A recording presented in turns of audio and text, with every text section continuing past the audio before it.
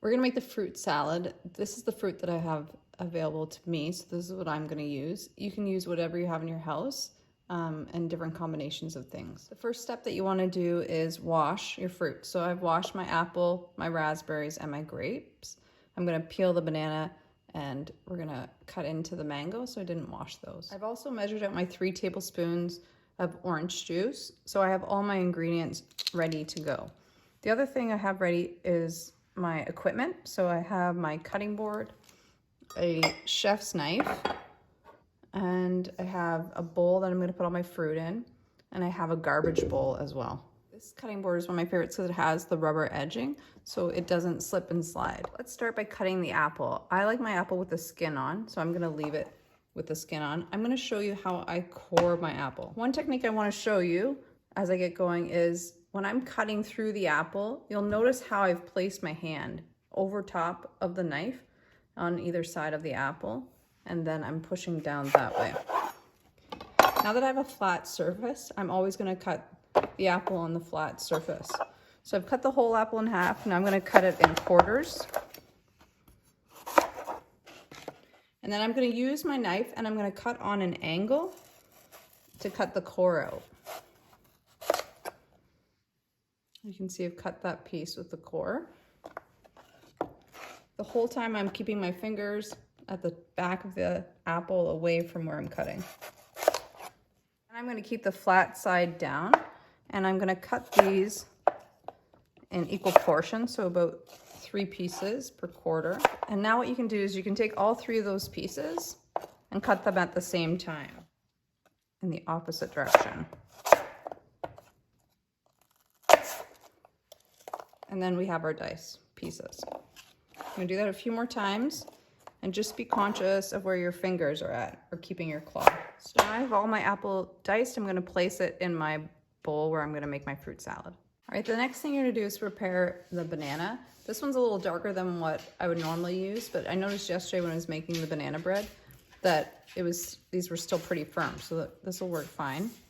So you're gonna peel it first. Put the skin in my garbage container. And the recipe calls for this to be chopped, but I think it'd be really nice to show you how to do a bias cut, and I think it'll look pretty too. It's often used when slicing like cucumbers or something for a vegetable tray.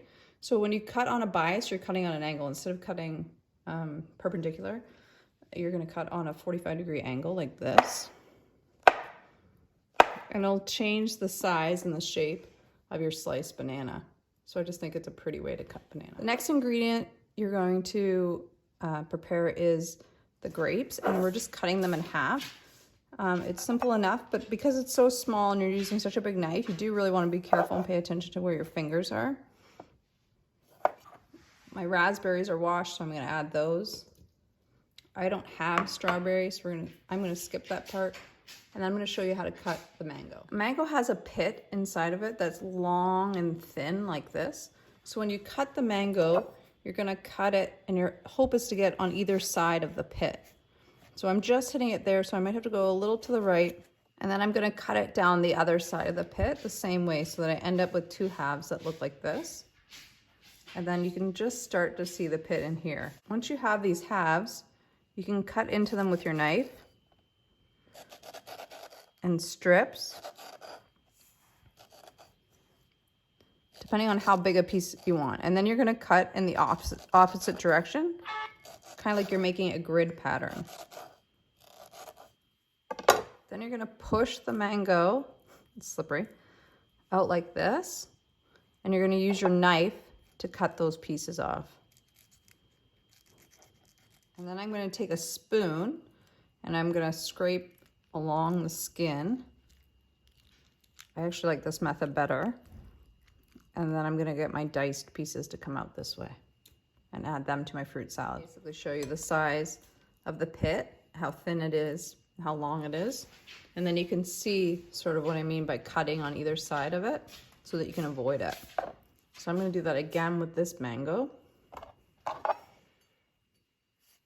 There's one other method I'm gonna try that I just saw online that I've never done. It's to take a glass and push down, oh, slippery, and push the glass along the skin.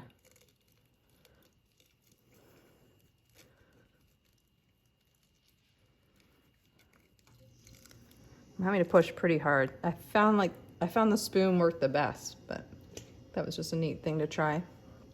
So I have everything in here as far as fruit, but I need to add my orange juice. The orange juice is important because it has acid in it that protects the fruit from oxidizing, it's called. So when the apples turn brown, that's called oxidation. And the acid from this can help with that. If you don't have orange juice, you could always squeeze like lemon juice onto your apples so they don't brown. You don't need a ton, just a little bit, but this will add flavor too. And it'll make it so it lasts a little longer. This is gonna be best eaten fresh.